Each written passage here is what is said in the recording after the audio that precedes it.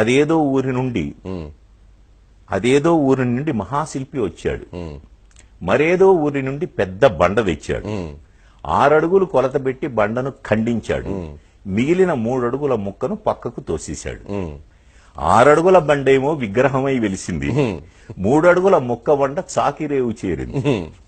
కంపు కంపు మనసులన్నీ దేవుని ఎదుట నిలిచాయి. కంపు కొట్టే బట్టలన్నీ బండ చుట్టూ పేరాయి. గొంతెమ్మ కోర్కెల గొంతులన్నీ తీర్థంతో తడిశాయి. మురికి మరకల బట్టలన్నీ నీటిలో ములిగాయి. అర్థం గాని స్తోత్రాలతో పూజారి భక్తి శ్రద్ధలు, చాకలి నోటి వెంట ఇస్సు ఇస్సు శబ్దాలు.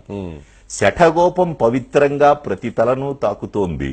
పవిత్రతకై ప్రతి బట్ట బండను బాదుతోంది. కడకు గుడి నుండి మనసులన్నీ కంపుతోనే వెళ్ళాయి.